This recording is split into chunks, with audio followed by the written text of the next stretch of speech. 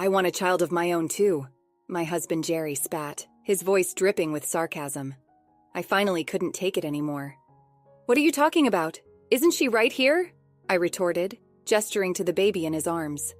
Until now, I'd been harshly criticized by Jerry for our difficulty in having children. Even now, he was holding my sister's baby in front of me as if to make a spectacle of my perceived inadequacy. Jerry's mouth fell open in surprise. Despite all the evidence, he couldn't possibly be planning to play dumb. I wouldn't let him. I'll make sure you both are the ones who are brought down to hell, I seethed, my voice low and dangerous. My name is Rachel. I'm a 25-year-old homemaker. It all started 3 months ago, just after our marriage. I was preparing dinner, the rich aroma of Jerry's favorite soup filling the kitchen. I'm home, Jerry announced, his voice echoing through the house. I hurried to the entrance to greet him. Welcome back, I chirped. It's your favorite soup today. As I took his bag, a hand clamped down on my shoulder. How was it today? Was today the day? He asked, his gaze piercing. I gasped, my heart pounding, a wave of dizziness washing over me. Answer me, he demanded. I swallowed hard, my mouth dry. It didn't work out this month either.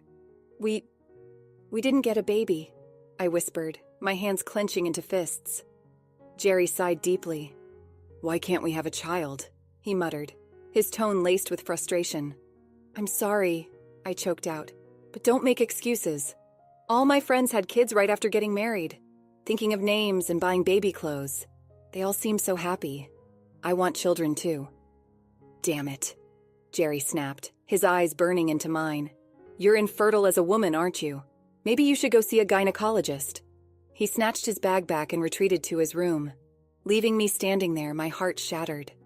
I covered my face with my hands, tears stinging my eyes. I too yearned for a child, to bear a new life, to feel its preciousness, to be moved by every little milestone in its growth. But perhaps I wasn't worthy of that.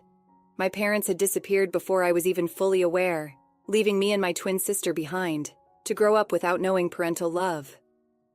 Could someone like me become a proper parent? That fear had always haunted me, but I couldn't give up. If my desire for a child was genuine, surely someday God would grant me this wish. I clung to that belief, waiting for the time to come. Besides, next month was our much-awaited wedding ceremony. Since it was a bit late, my expectations were even higher. All right, I told myself, forcing a smile. Smile. Today was Jerry's birthday. I decorated a cake and prepared a present, my heart filled with anticipation for his return. The doorbell rang, an unusual occurrence. I rushed to open the door, and there stood my twin sister Catherine, radiant in the beauty and style of a movie star. Hi, Rachel, she said, casually brushing her glossy black hair off her shoulders. We were fraternal twins, and our appearances were vastly different. Seeing her, I was taken aback. Catherine, what are you doing here? I asked, surprised. Just came to hang out, she replied, her tone nonchalant. But today is Jerry's birthday, right? I wanted to celebrate just the two of us. Didn't I text you? Realizing her mistake, Catherine apologized. Sorry, I forgot. I just wanted to see you so much. I've been lonely since you got married. Since my marriage, Catherine had been visiting unexpectedly almost every week. No, every 3 days. Because of this, Jerry and I hadn't had much time alone and hadn't been able to have a proper conversation. But when I heard her say she was lonely, I found myself unable to refuse her. After all, we were the only family we had. Hey sis, I'm giving you this bag, Catherine said, handing me a paper bag. I haven't been using it much lately. I peeked inside and gasped. Wow, this is from a famous brand. It's okay, she said with a shrug. I usually give them to my friends. This time it's for you. Take it and go out to dinner with your friends. Oh, right. You don't have friends like I do. She then showed me a photo on her phone. It was a picture of her and over 100 of her friends elegantly enjoying a dinner party. By the way, look at this. The party we had the other day. I chuckled. Catherine, you're such a social butterfly. You're the complete opposite of me, and that's amazing. You're successful in your career, you have money, and you have a boyfriend, right? Well, of course, she said with a boastful smile. This is just the norm for me. I gave a wry smile at her demeanor. What then? I asked, curious. Catherine froze, her eyes fixed on the table. Then she burst into laughter, clutching her stomach.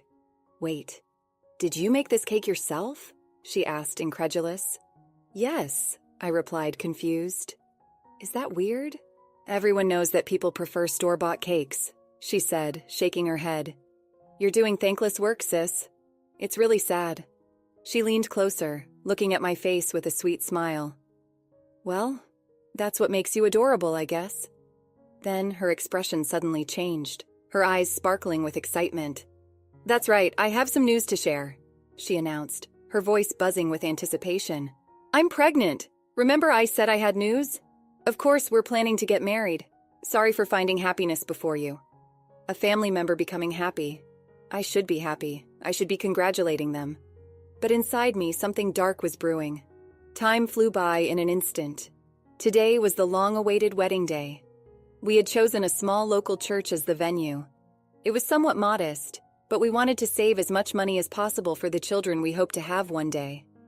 After getting dressed in my wedding gown, I was spending a calm moment in the dressing room, but that peace was shattered in an instant. The door burst open. I'm here! Congrats, big sis!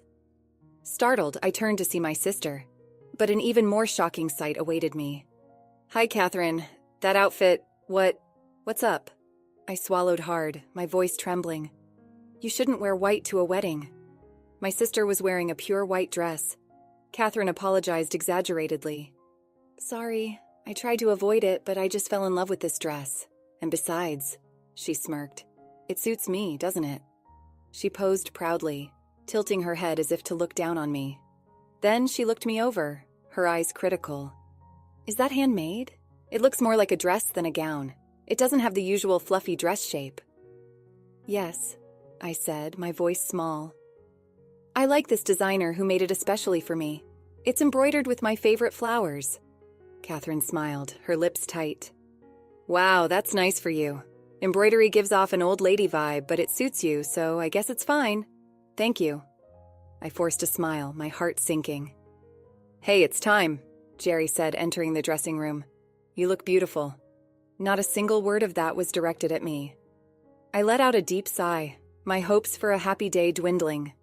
The ceremony went smoothly and the reception began. Now we'll have a speech from a family member, the announcer declared. Catherine stepped up to the microphone, instantly captivating the attention of everyone in the room. Beautiful! Gorgeous! I wish I could marry someone like her! Murmurs rippled through the crowd, their gazes drawn to her beauty and figure. Nice to meet you. I'm Catherine, her sister, she began, her voice clear and confident. Today there are a few empty seats, but thank you all for coming. The reception had a 30% absence rate. We had prepared seats for Catherine's friends, but none of them showed up. As you can see, my sister doesn't have friends. Only about 8 in total. She always spends her holidays cooped up, eating snacks and tapping on her cell phone. Isn't that pitiful? Snickers erupted throughout the venue. I felt the blood drain from my face. Catherine, what are you saying? I whispered, horrified. It's a wedding, a reception. But I love my sister just the way she is, Catherine continued, her voice dripping with faux sweetness. Jerry, please make my sister happy. She flashed an angelic smile and a round of applause erupted. I didn't even want to think about who it was for. After the reception, I called my sister to the dressing room. Why did you say that, Catherine? I pleaded, my voice choked with emotion. The empty seats were for your friends, right? You made it seem like it was my fault. My sister, with a troubled smile, patted my head. Don't be mad. If you worry about such things, life will be hard, won't it? My friend also said it was a nice ceremony. The two of them were nonchalant. Why? How could you? I asked, panicked, my mind reeling. They laughed at me, their laughter mocking, cruel. I was paralyzed by this incomprehensible reality. Soon after, my in-laws arrived. They consoled me and scolded Jerry and my sister. We're truly sorry for our son's behavior, they apologized. I felt a bit relieved, but suspicion towards the two of them began to emerge within me. Little by little, but surely a sense of discomfort was accumulating. 10 months passed. Jerry, my in-laws, and I were heading somewhere by car. Jerry, behind the wheel, was in high spirits. Man, I'm looking forward to this. You feel the same, right, Rachel? I remained silent, looking down, my stomach churning with unease. We arrived at my sister's house. Jerry and my in-laws were excited, crowding around the living room sofa. She's so cute. Glad she was born healthy. At the center was my sister, cradling her baby. Upon seeing me, she rushed over, her face beaming. Look, sis, isn't she adorable? She looks just like me. My sister was radiating happiness. However, her eyes were wide open, enjoying my reaction with a twisted smile. Congratulations, I muttered softly, looking down, my heart heavy. Wow, she's so cute. Can I hold her? Jerry's eyes sparkled as he took the baby. Babies are this cute. Look, Rachel, this is a symbol of happiness. Yeah, what's wrong? Jealous of Catherine? That's why you're not getting pregnant.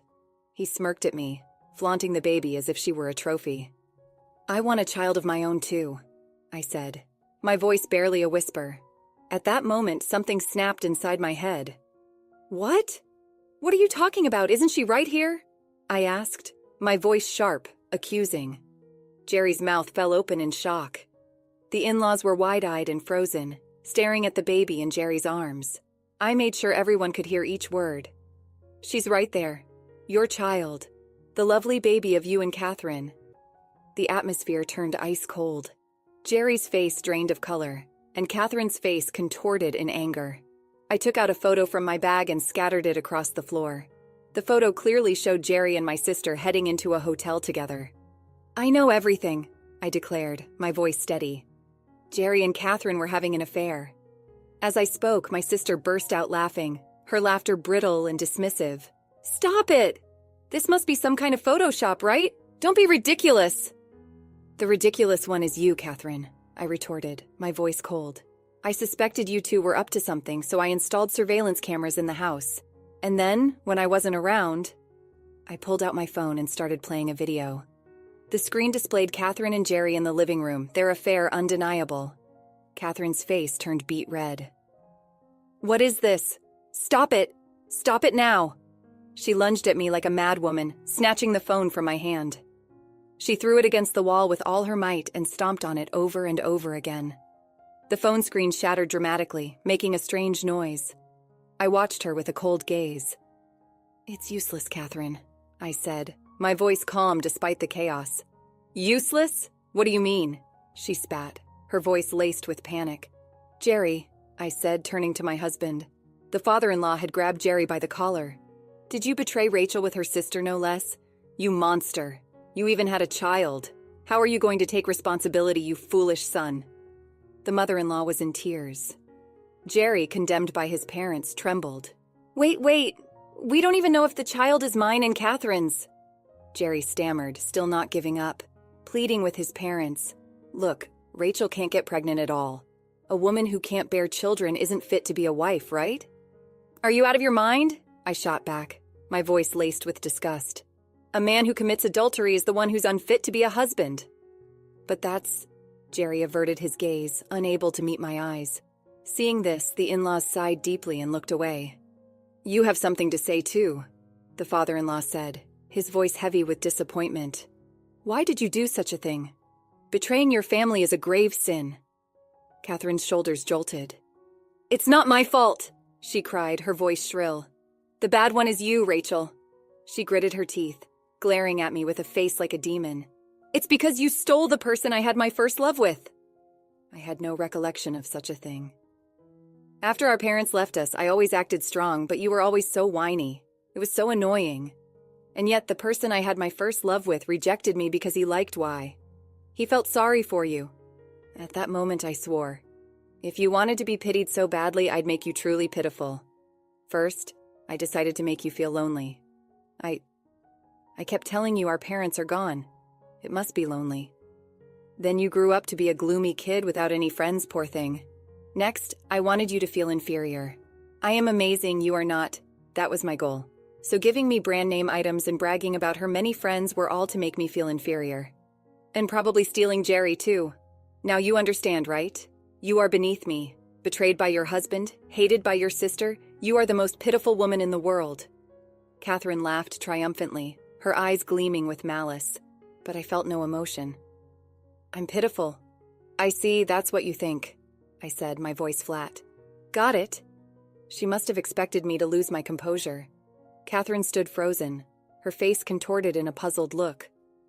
But I don't care about that anymore, I continued, my voice growing colder. Now I just hate you. I loved you so much. And to think you've been manipulating me like this for so long. It's terrible. Too terrible. So I'll return everything you did to me. I mimicked my sister's laugh, a chilling sound that echoed in the room. Catherine recoiled as if she'd seen a monster. Was my face that scary? Both of you just wait and see, I said, my voice low and dangerous. I left the house alone, my heart filled with a cold, hard determination. Months have passed since then. We decided to divorce and Jerry left. Needless to say, he was probably heading to my sister's house. Today I was at a wedding. It was cold, so I wore a thick, long cardigan over my dress, making sure the dress underneath couldn't be seen at all. The church for the ceremony was spacious, filled with over 100 attendees. There were so many people that I couldn't even get a clear view of the bride and groom. The same must have been true for them. The bride and groom made their entrance, and applause filled the air. The priest began the vows. Do you, Jerry, take Catherine as your wife, to have and to hold, in good times and in bad, in wealth and in poverty, in sickness and in health. Today was Catherine and Jerry's wedding. I had found out about my sister's wedding a month after that showdown. Catherine had announced her shotgun wedding with Jerry on social media. That post also mentioned the wedding they had prepared quite early. Probably they had been planning it even before my wedding. That's why my sister didn't invite her friends to my wedding. I didn't create invitations for my sister's friends.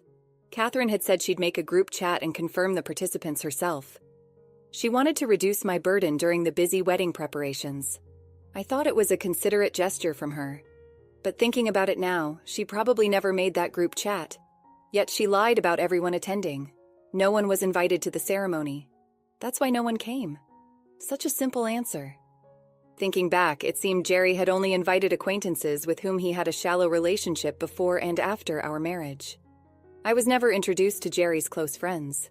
Whether Jerry had been connected with my sister before marrying me or it was just bad timing, the reason would forever remain a mystery. But one thing was for sure. They wanted this to be their first wedding ceremony. They probably wanted to erase all my time with him. How could I accept that? What was all the time I loved Jerry and spent for him? Destroying one person's life to find happiness for themselves was unforgivable. I reaffirmed my determination for revenge as the wedding ceremony concluded and the reception began. Perhaps due to the large number of people, it was a buffet-style party, and the venue was bustling. I kept to the shadows, my eyes scanning the crowd. Now we will present a congratulatory movie, the staff announced proudly. Since the groom's parents couldn't attend today, they've sent us a special video. Please watch. What? Catherine and Jerry were taken aback by this. The venue's screen lit up, showing the in-laws. They were smiling, but their eyes had the sharpness of hunters spotting their prey. It's finally starting, I smirked as I watched the screen.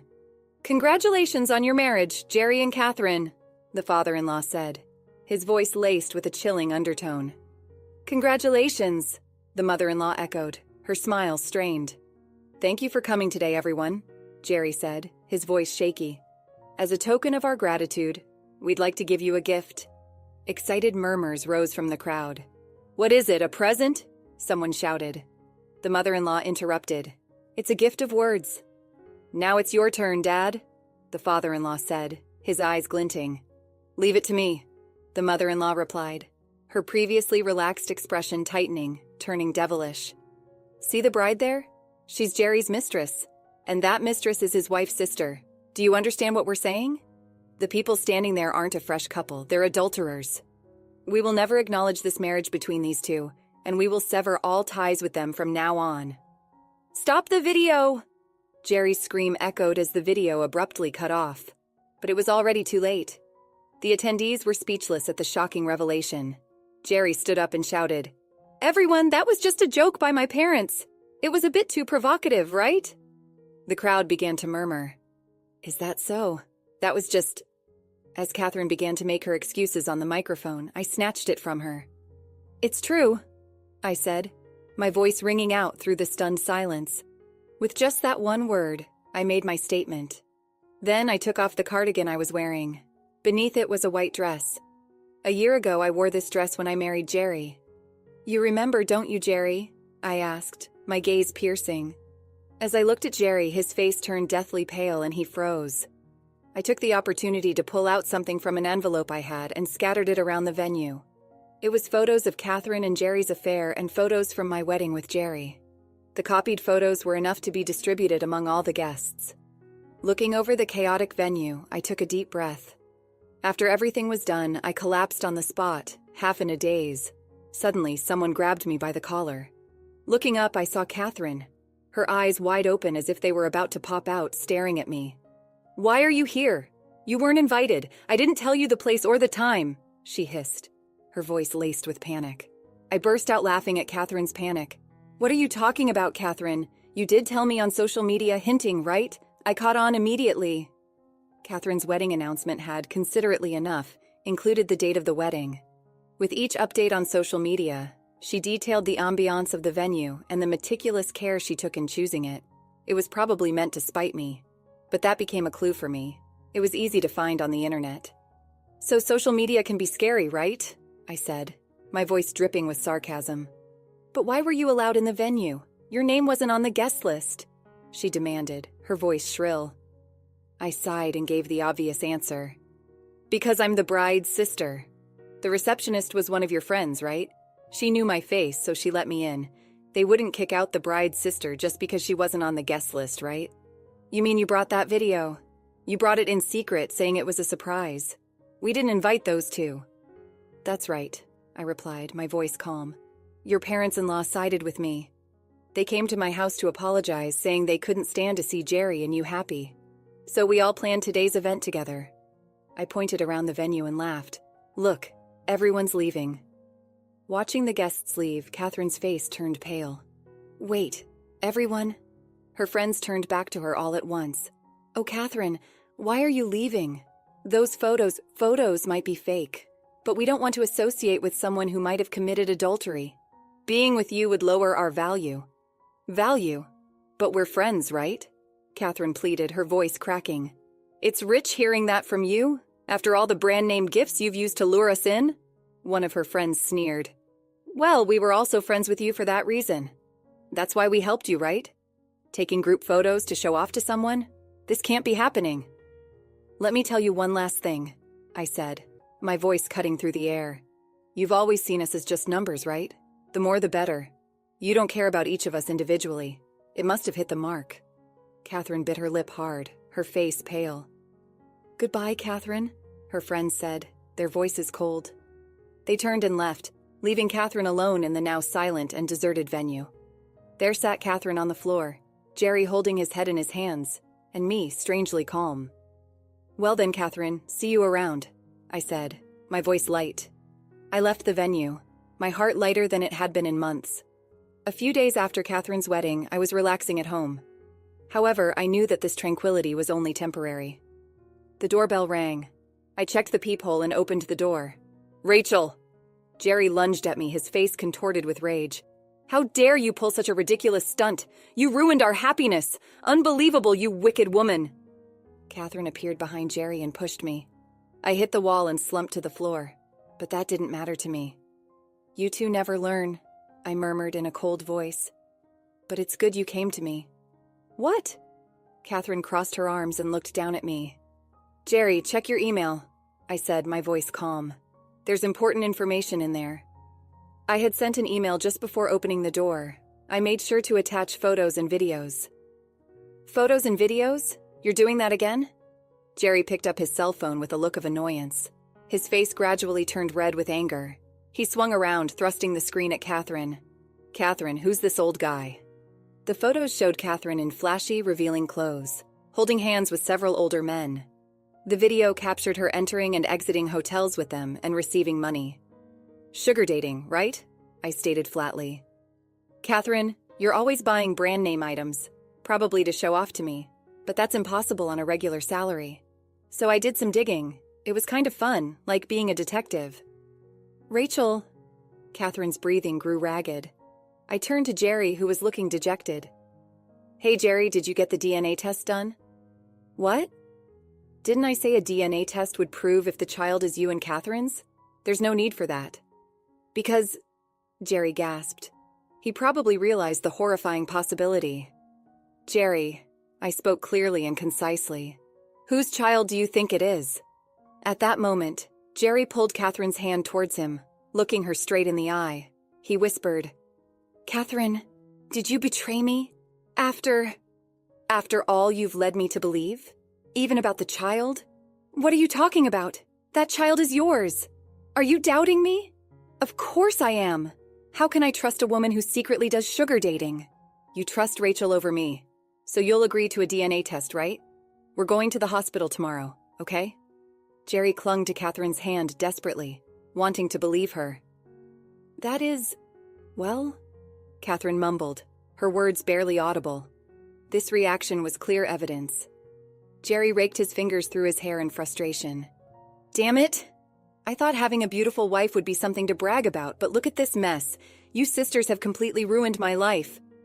Stomping his feet, Jerry lashed out at the furniture and stormed out of the house. Catherine, who tried to stop him, seemed to be pushed aside and sat slumped on the floor. Looking down at her, I decided to provoke her further. So how do you feel now? Catherine twitched in response. Once the test results are out, Jerry will leave you. And you've lost all your friends, too. I have friends. Not everyone has left me, she cried, her voice cracking.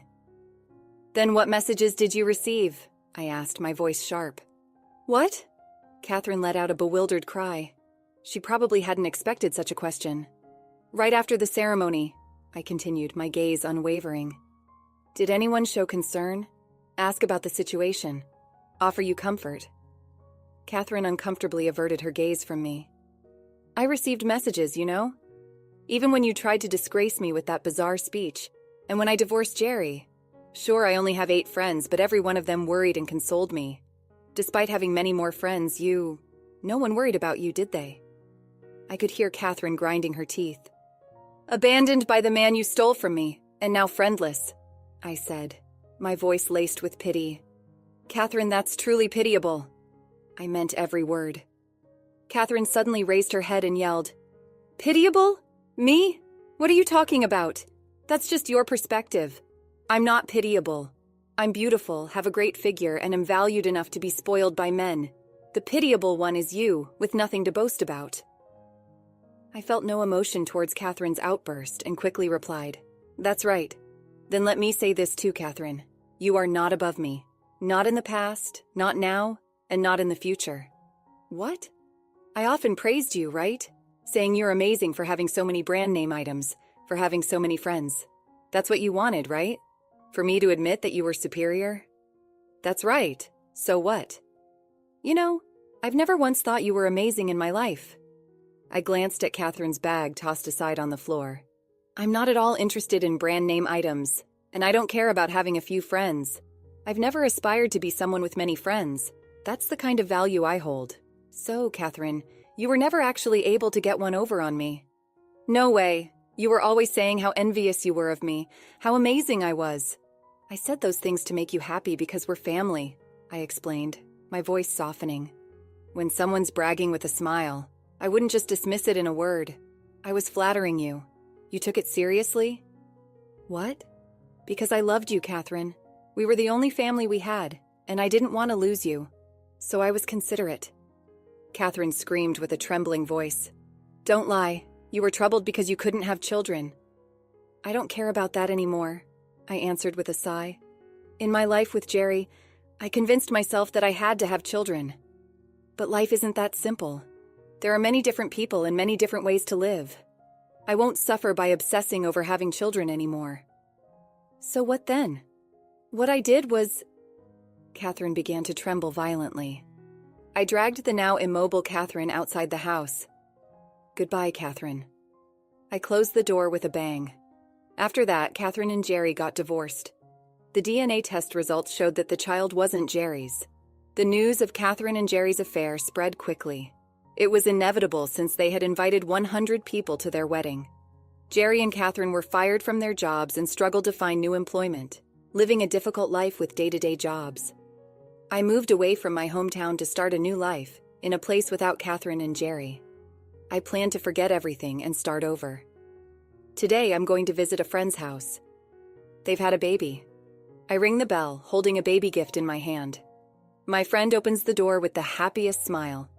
"Congratulations," I offer sincerely, my heart filled with genuine happiness for them. Thanks for watching. How did you find the story? Let me know in the comments below. Don't forget to like this video and subscribe to our channel for more awesome stories like this. Your feedback and support mean a lot.